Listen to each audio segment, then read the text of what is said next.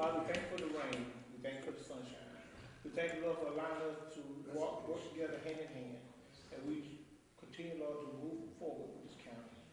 Give us the vision that you see fit. May we do everything we do to other with you. These are our best in your son, Jesus' name. Amen. Amen.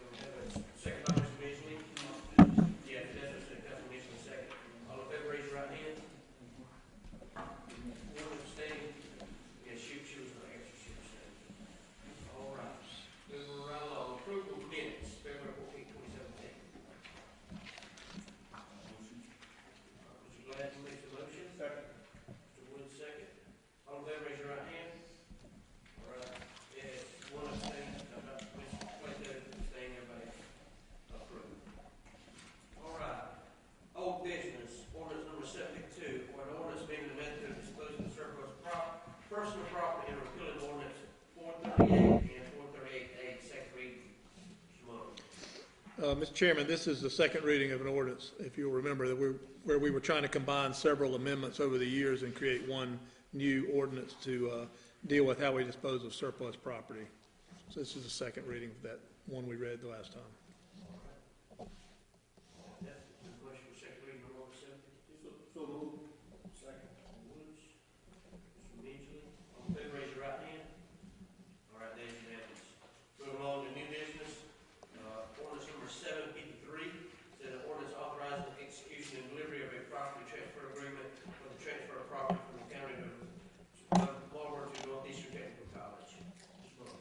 This is the first step, legal step, to making the transfer discussed at the last meeting of the Winn-Dixie building to the Northeastern Tech for a vocational training program, and then also in that whole transaction we would receive ownership of the library and also the little tech building that's behind the library now. So there's still a lot of details to be worked out. Mr. Easton will be working on those, but this is the first reading to get us moving along.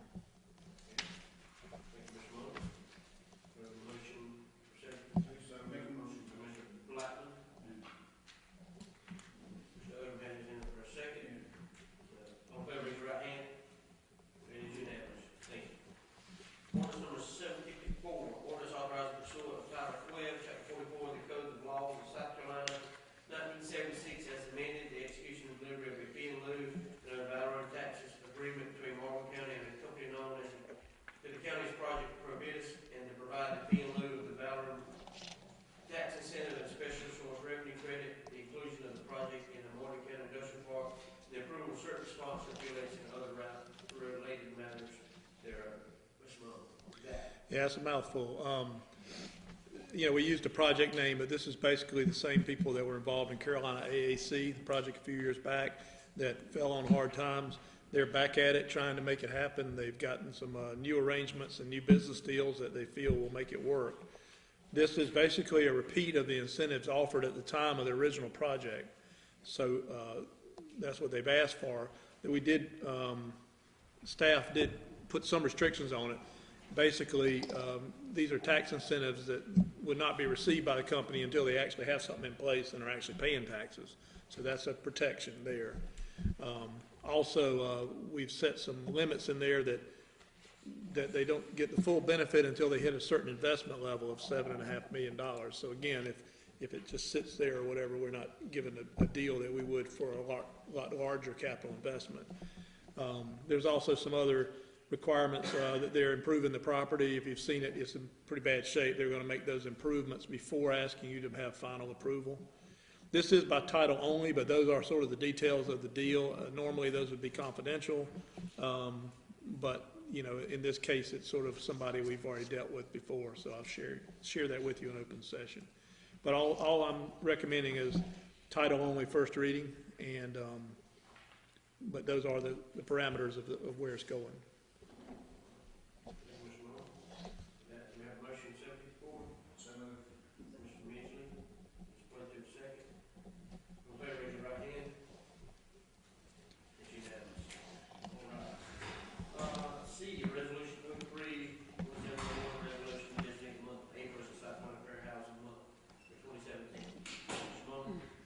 I think you'll find it in your packet.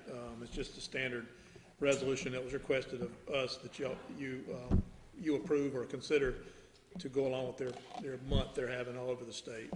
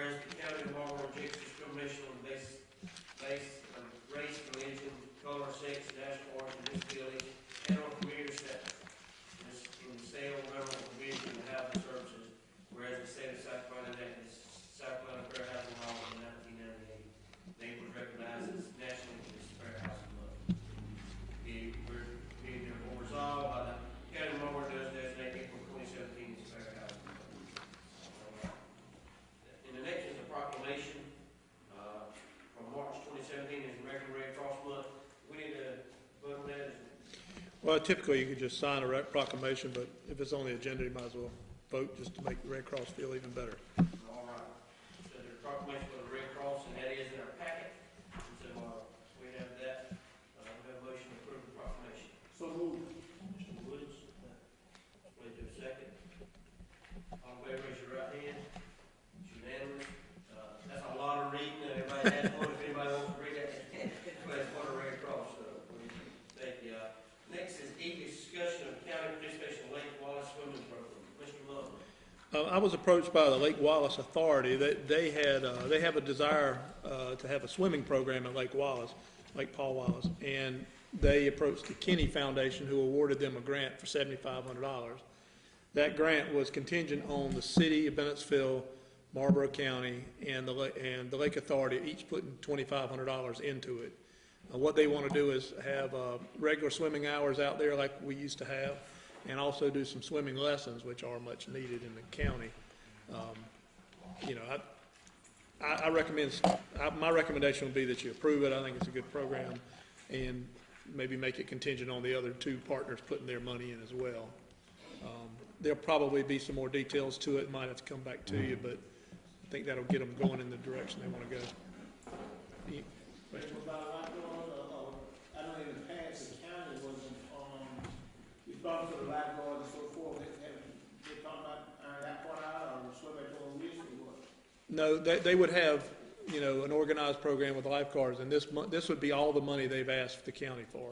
The money, the $15,000 to do the whole thing, if you put it all together, should cover all that. In fact, that's exactly what we spent, the county spent, when we used to run it. So yeah, this is for a lifeguard, this is for some buoys and things so boats don't come in. Again, there are some details that need to be ironed out, like where do you run the payroll through for the, who's going to pay the lifeguards? Does it come through us? Does it come through the city? So I might have to come back to you, but before we even go that far, I think it's something for you all to consider if you want to move in that direction. Real quick, how much input are we going to have into it? I don't know. Where they going to set it up at, how far it's going to go, whether it will be roped off, fenced off, or? I mean, you could, it's you all's to consider, and you can put any restrictions on that you want. Obviously, As long as we have a representative from the county did have some input to see exactly what's going on, and not leave it up to anybody else. Okay. You know what I mean? And we don't know what's going on, just putting our money in. As long as any representative from here could do that, just be here to see exactly what we're talking about doing, instead of leaving it up to, like, Paul Wallace, anybody else. Right. Not picking on them. Okay. Mr. Woods, that other question? No, I was piggyback on the same thing. We want to make sure that safety is a big part of it. Because I know in the past, even got the buoys out there, and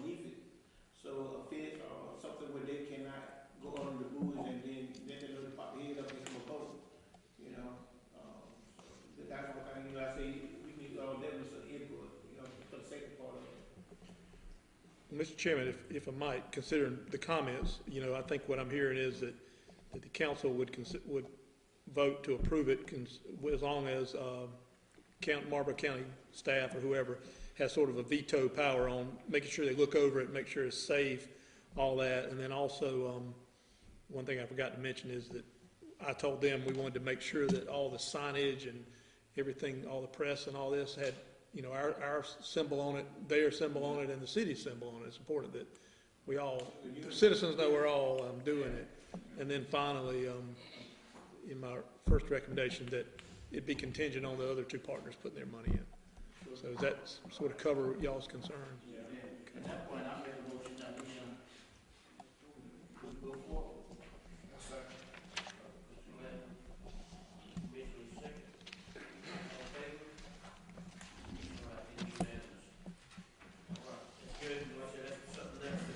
They would be for our citizens to improve just a little bit of quality of life in the county.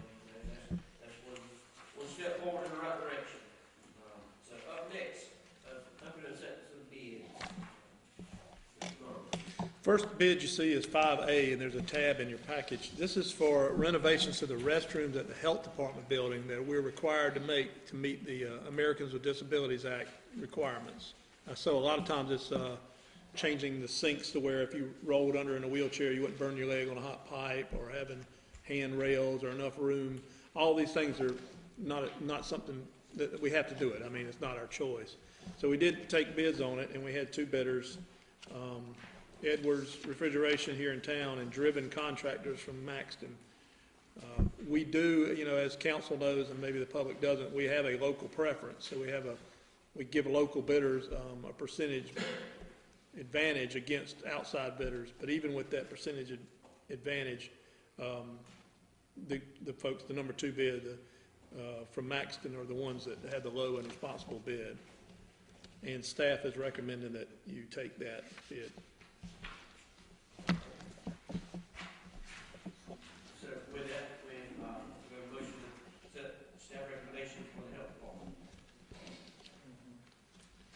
And then these are apple to apple from orange to orange. Yeah, I mean, we had specs and had meetings. I think we even had meetings where they had to come and talk about the specs.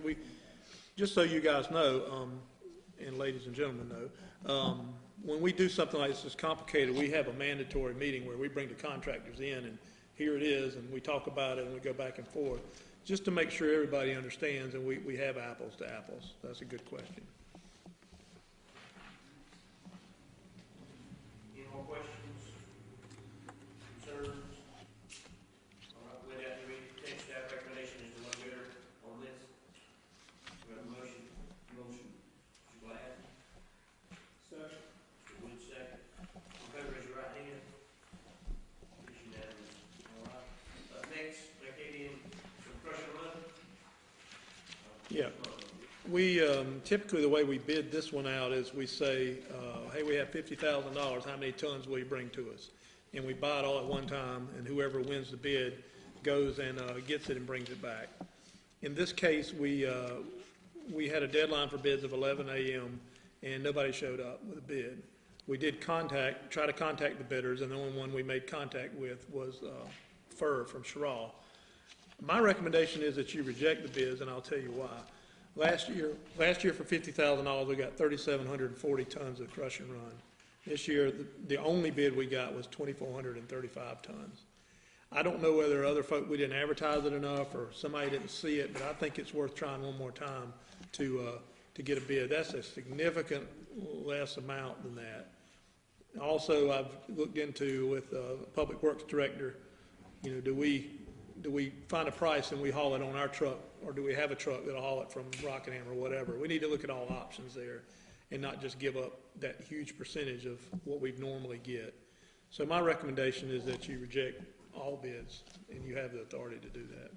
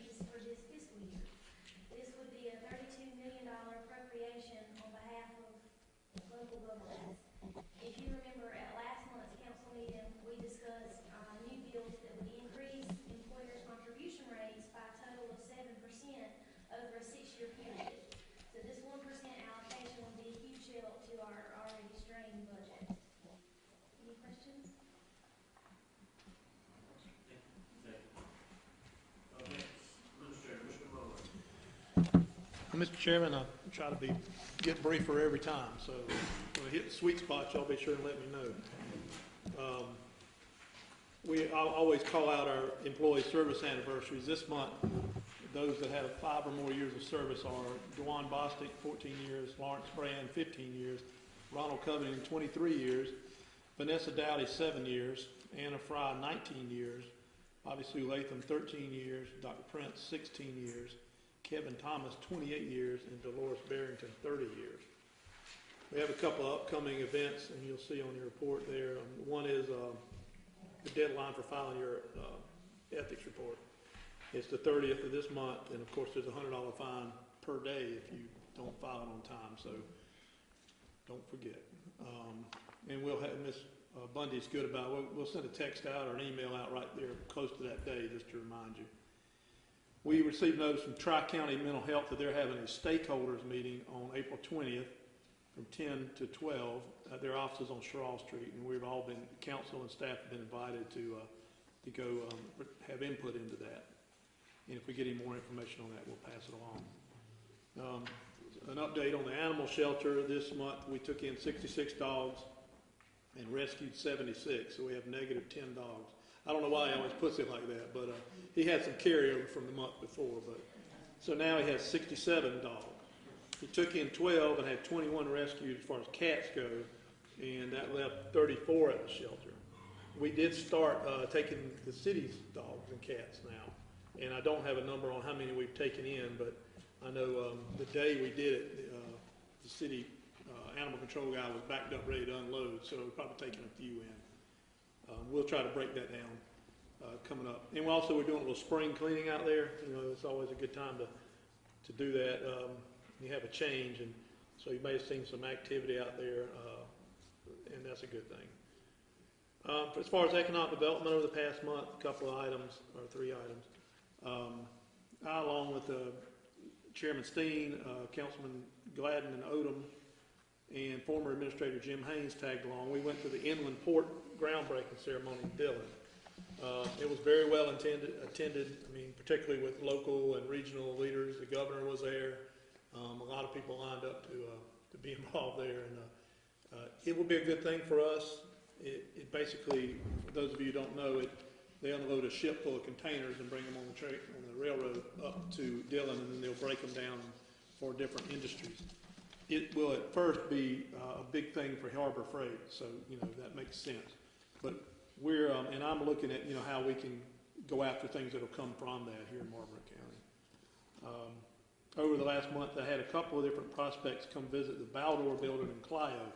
They just put it on the market, and it's already starting to attract a lot. It's a very nice building, a large building, heavy industrial building, 14 miles from the inland port. I think that's going to be something that we can get somebody in. Now, unfortunately, we're just replacing something we just lost, but we have to keep trying to stay ahead of the curve there. We'll have a partnership quarterly meeting on March 27th in the morning. We got a few new members, and this would be the first meeting I've had since the first of the year when I kind of took over that. And we'll start to I'll start to present the new directions and initiatives that we're trying to do with economic development. There are some changes. So anyway, we have that coming up. As far as the administrator's report, I know you've all heard we hired Martha McQuaig to be our new delinquent tax collector. Ms. Shirley Dunsford recently retired. It was encouraging that we had a bunch of people apply, well, not a bunch of people, but a handful of very qualified people apply. And 3 or 4 of those were from within the county organization.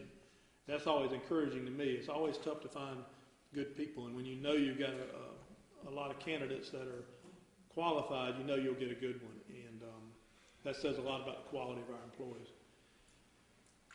We've started doing a compensation study of all the positions in the county. One of the things that I've heard constantly since I've taken over this job is we don't pay our employees enough, and I know people on council feel that as well. And it's just money. If we had the money, we would do that. Well, it's my opinion that when we have increases in electricity or toilet paper or paper towels or soap, we pay that increase. It's a cost of doing business. And we need to look at our employees as that same kind of thing. It's something we have to have, and we need to be fair with them. Of course, money is tight, and money is going to be a factor in this. But again, we started looking at it. Grover McQueen and I are looking at it, and the Association of Counties every year does a salary survey where they look at all the counties in the state and what the different positions make, and they group us by the size of our county. So we can take what our people make and compare it to what other counties of like size make. And we're comparing it against the minimum we see there, the middle of it, and the high. And right now, just right off the bat, I mean, we probably haven't spent 2 hours on this, Grover and I. 34% of our employees make less than the minimum of counties our size. And so we're going to focus on trying to look at that first and try to figure out a way to fit that in the budget and be able to bring it to you all for consideration. So I just wanted to plant that seed because there will be much more on that. Building repair and renovations, I've been talking about that since I became administrator. Over the next month, we hope to see activity. We hope to see a roof replacement on the Murkison School, an additional security door and access control for the administration building, replacement of the slate roof part of the courthouse in the back that's been leaking for a long time. We want to repair the courtroom ceiling, which looks really, really bad. And then we have the bathroom renovations at the health department that you just heard about. So we have those going on and more things coming. In conversation with Chairman Steen, feel like that we should do some strategic planning or try to let council do some strategic planning. That helps staff by knowing what the overall goals are. When we finish up the budget, we want to make sure we're funding the things that go in the direction council wants to go in. Of course, we have some ideas of our own, and we want to share those with you all and back and forth. So there'll be some dates in the future in the next 60 days to try to have a work session or whatever to get that going. And the last thing that's not on here is Ainsley talked about the budget process. We are doing that a little different this year. We've had some meetings. I'm big on having meetings, which is a little different than what people are used to, so they're a little bit, it kind of freaks people out a little bit. But we've already had one where we had all the department heads in a room and we showed them how we're doing a different form and trying to forecast out how much we're going to spend. And the reason being is with this compensation study, it's very important that we have a very tight budget if we're going to squeeze anything out of it. So we're going to involve them as much as in the past, but even more so in trying to come up with something that'll work for all of us. So anyway, if anyone has any questions, I can try to answer them. I want to say, on that, whenever we read that 34% of our employees, I think that's a big thing for council, whatever we can do for our employees, and I know our administrators can look at that very hard and do. So we do, when we have good employees, we want to compensate for the work, we understand the money's tight, but I think that would be a priority for us. So we thank you for doing that. Yes, sir. And maintenance, Mr. Miller, that's a key thing that we need to do. So what you're saying about the courthouse Yeah. places, that's really been falling down the past 2 years. That's really important to bring that up to date. Appreciate that. Up next, we have our request for citizens. We have one, Ms. Teresa, is that Tom? Yes, ma'am. If you would stand up at the podium, state your name, where you're from, and you have 3 minutes. Hi, ladies and gentlemen, my name is Teresa Thomas. I'm from Venice, South Carolina, born and raised here. I live out in Sand Hill in the Wallace area, District 2, 1065 Grants Mill Road. The reason why I'm here today, I passed some photos out. I hope everyone got a chance to take a look at it. In my neighborhood, right behind my house, there were some trees there.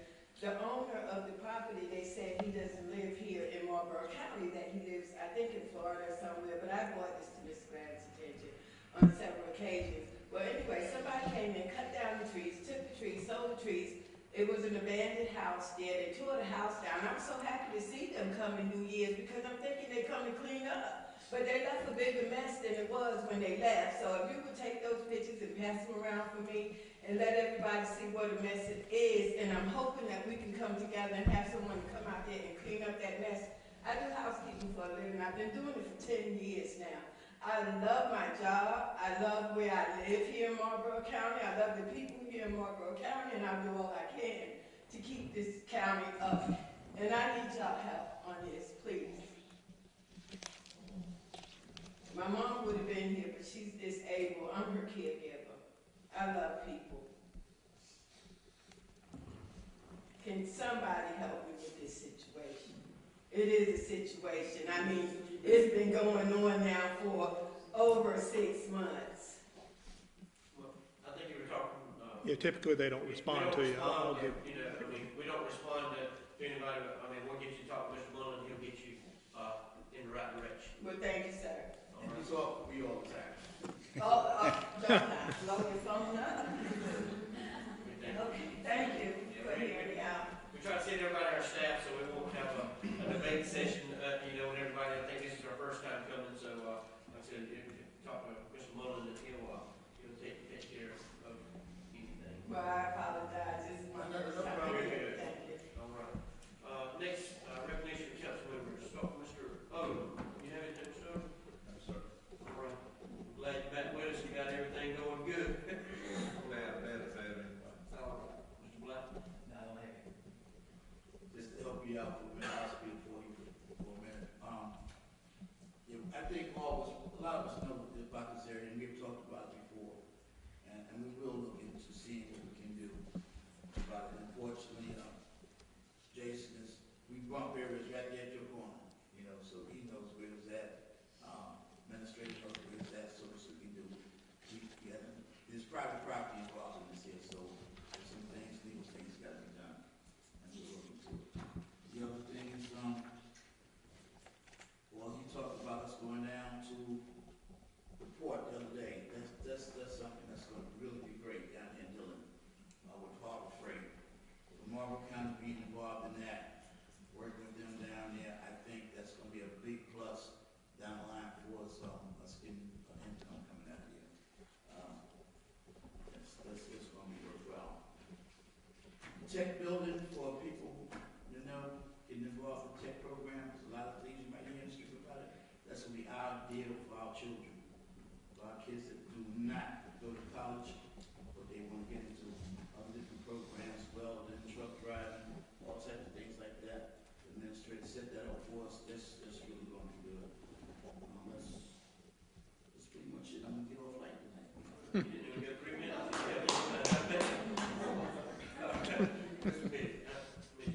Ms. Thomas, I appreciate you being here today and taking an interest in our community, in your community.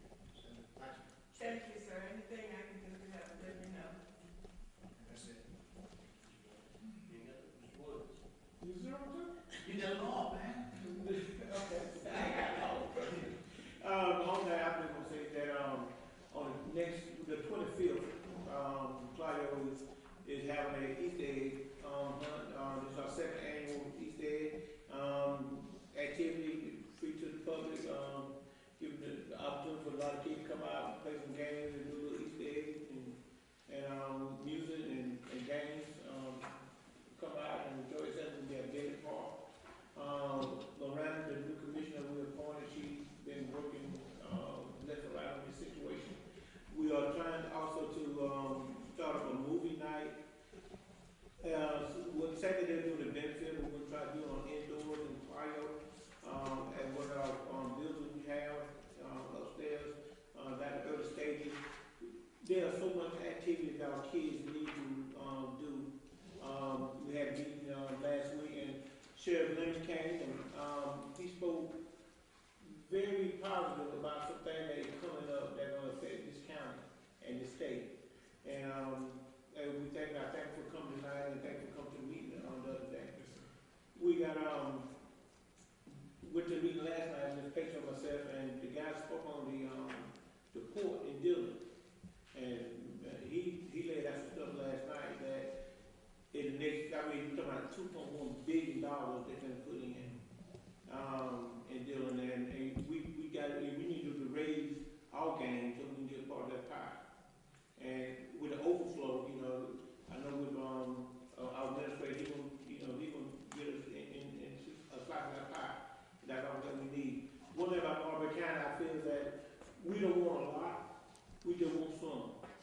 And we tell you, we give you, we can make it stretch, you know, so that's what we do, you know, we get down and dirty, and wherever we get, we appreciate it.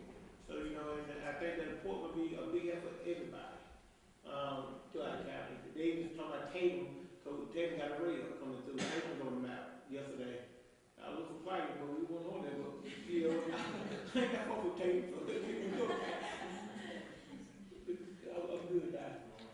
Yeah, we need to go down, it is exciting, you know, the gas price is pretty cheap right now, but they are gonna go back up eventually, I mean, we don't wanna hear that, but that's gonna make the port that much better, and it was good to see everybody here, everybody coming together, you know, for the common good for our area, I mean, that's gonna be a big thing, and so, and Mr. Mullen had stated, did want to have a strategic plan, we had one of those 2 or 3 years ago, and so we want to have another one, we do have some good insight, and we want to move forward for everything from Marlboro County.